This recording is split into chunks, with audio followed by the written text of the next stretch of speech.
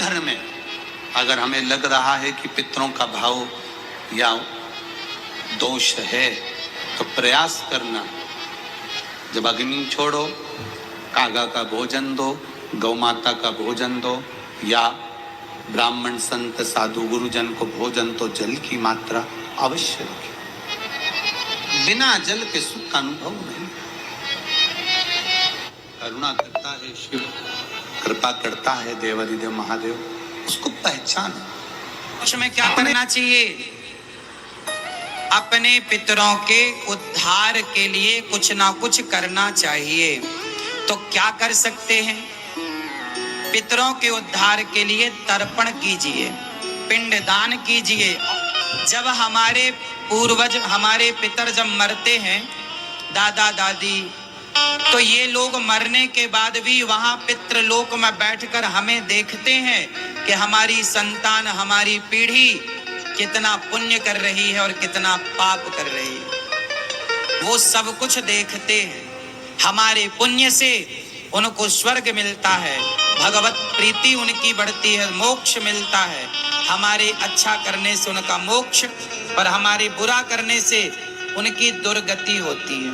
इसलिए आप चाहें तो भागवत जी के पोथी पाठ करा सकते हैं। और मेरा बहुओं से निवेदन है, बेटियों से निवेदन है, माताओं से निवेदन है, मान लो आपको कोई ब्राह्मण देवता ने कहा कि आपके यहाँ पितृदोष है,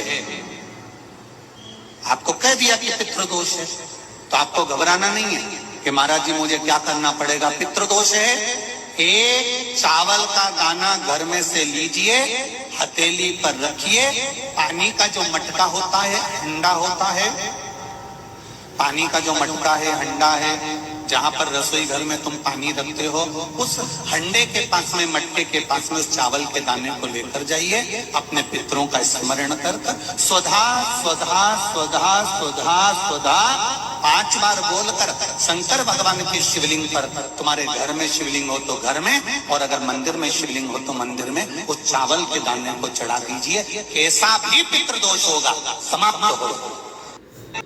श्राद्ध पक्ष के 16 दिन यदि संसार का कोई मनुष्य बेल दूध का प्रयोग करता है, बेल दूध से मतलब होता है बेलपत्र